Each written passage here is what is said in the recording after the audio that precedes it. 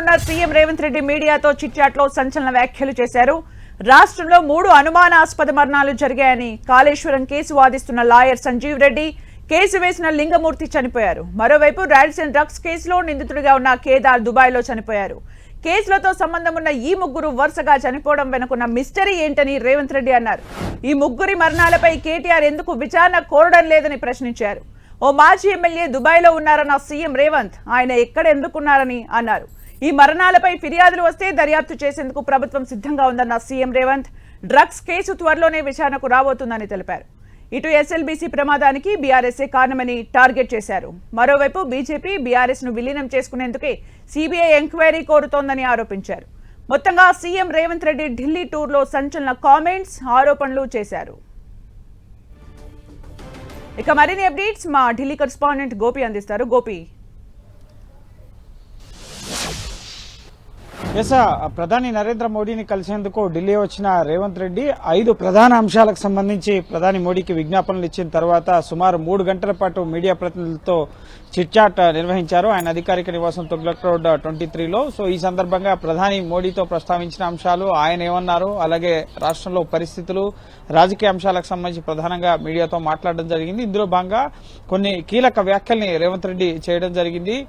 ఇటు కాళేశ్వరం అవినీతికి సంబంధించి కేసు వేసిన న్యాయవాది, అలాగే కేసు వేసిన పిటిషనర్ అనుమానాస్పదంగా మృతి చెందడం, అలాగే కేటీఆర్ తో వ్యాపార సంబంధాలు జరిపిన కేదార్, ఆయన రాడిసన్ డ్రగ్స్ కేసులో A4గా ఉన్నారు. సో ఆయన మృతి పట్ల, దుబాయ్లో మృతి చెందడం పట్ల కూడా ముఖ్యంగా కేటీఆర్ ఎందుకు స్పందించడం లేదు, ఎందుకు కేసు విచారణ జరపాలని చెప్పి కోరడం లేదు, ఎవరైనా ఫిర్యాదు చేస్తే రాష్ట్ర ప్రభుత్వం దర్యాప్తు జరిపేందుకు సిద్ధంగా ఉందని చెప్పి రేవంత్ రెడ్డి వ్యాఖ్యానించడం జరిగింది. అంటే ఎవరైతే గత ప్రభుత్వ అవినీతిని ప్రశ్నిస్తున్నారో అందులో భాగస్వాములుగా ఉన్నారో, సో వారికి సంబంధించిన మరణాలు అనుమానాస్పదంగా జరుగుతున్నాయి, దీని వెనక ఏ కోణం ఉంది అన్న కోణంలో ముఖ్యంగా సీఎం మీడియాతో వ్యాఖ్యానించడం జరిగింది.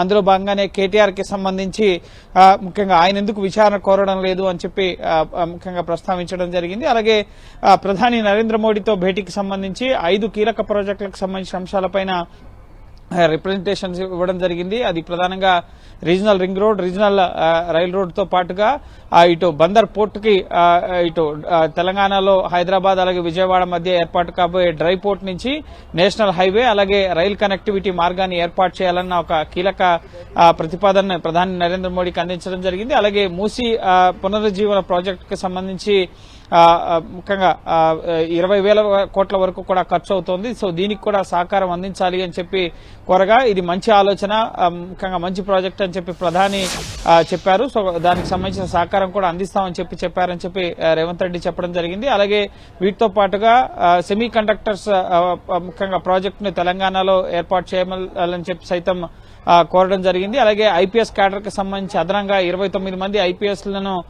ఇటు తెలంగాణకు కేటాయించాలని చెప్పి కూడా కోరడం జరిగింది. అలాగే మెట్రో విస్తరణకు సంబంధించి గడిచిన 10 ఏళ్లలో మెట్రో విస్తరణను కేసీఆర్, కిషన్ రెడ్డి అడ్డుకున్నారు. కేబినెట్ లో ఆమోదం కాకుండా ఇటు కిషన్ రెడ్డి అడ్డుకుంటున్నారు. సో మెట్రో ఎక్స్పాన్షన్ కి సంబంధించి కూడా 4,000 కోట్ల రూపాయలని కేంద్రం వాటాగా కోరడం జరిగింది. సో ఈ 5 ప్రాజెక్టులకు సంబంధించిన అంశాల పట్ల వీటిని నెరవేర్చే బాధ్యత, ఇప్పుడు నేను ప్రధానికి రిప్రజెంటేషన్స్ ఇచ్చాను, వీటిని నెరవేర్చే బాధ్యత బండి సంజయ్ అలాగే కిషన్ రెడ్డిపై ఉంది. వారు వీటిని నెరవేరిస్తే గండపెండారం వాళ్ళకి తొడుగుతాను, అలాగే ఇటు వాళ్ళకి సన్మానం కూడా చేస్తామని చెప్పి రేవంత్ రెడ్డి చెప్పారు. అలాగే రేవంత్ రెడ్డి ప్రధానితో భేటీ సందర్భంగా ప్రధాని కూడా తెలంగాణలో పెండింగ్ లో ఉన్న అంశాలకు సంబంధించిన ఒక లిస్ట్ ని రేవంత్ రెడ్డికి ఇవ్వడం జరిగింది.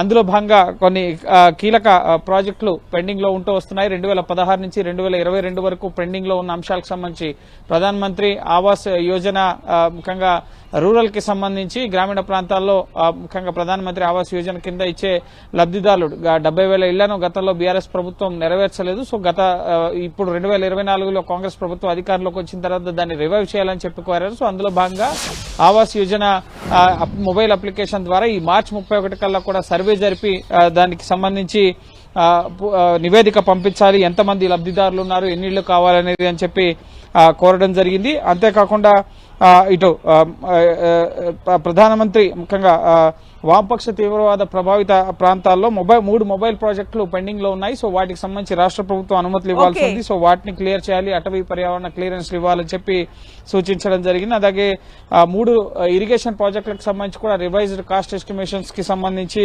డీటెయిల్స్ పంపాలని, అలాగే బీబీనగర్ ఎయిమ్స్ కి సంబంధించి ఇటు తెలంగాణ రాష్ట్ర ప్రభుత్వం నుంచి విద్యుత్ కనెక్షన్స్, వాటర్ కనెక్షన్స్ కి సంబంధించిన 1365 కోట్ల రూపాయలు క్లియర్ చేయాలని చెప్పి కోరడం జరిగింది. అలాగే శంషాబాద్ లో 100 పడుగుల ఈఎస్ఐ ఆసుపత్రికి ల్యాండ్ ని కేటాయించాలి, దీనికి సంబంధించిన పెండింగ్ 150 కోట్లు విడుదల చేయాలని చెప్పి, అలాగే ఇటు 2 రైల్వే ప్రాజెక్టులు మనోహరాబాద్ కొత్తపల్లి, అలాగే కాజీపేట విజయవాడ మధ్య 3వ లైన్ ముఖ్యంగా విద్యుదీకరణ, ఇటువంటి అంశాలకు సంబంధించి కూడా మీ వద్ద కూడా కొన్ని పెండింగ్ ఇష్యూస్ ఉన్నాయి, వాటిని క్లియర్ చేయాలని చెప్పి రేవంత్ రెడ్డిని కోరారు. సో ఓవరాల్ గా పొలిటికల్ అంశాలను కూడా రేవంత్ రెడ్డి మీడియాతో పంచుకున్నారు. సో వీటి పట్ల కేటీఆర్ అలాగే కిషన్ రెడ్డి వీరంతా ఏ విధంగా స్పందిస్తారు? ప్రధానంగా ఇటు బీజేపీలో బీఆర్ఎస్ ని విలీనం చేసేందుకు ముఖ్యంగా ఒక ప్రయత్నం జరుగుతుంది. అందుకే ఇటు సిబిఐకి కేసులు ఇవ్వాలని చెప్పి కోరుతున్నారు. కిషన్ రెడ్డి ముఖ్యంగా కేసీఆర్ యొక్క ఏజెంట్ అని చెప్పి కూడా కొన్ని కీలక వ్యాఖ్యలు చేశారు. సో వీటిపైన పొలిటికల్ గా కూడా ఇటు కేటీఆర్ అలాగే కిషన్ రెడ్డి మిగతా నేతలంతా కూడా స్పందించే అవకాశం ఉంది.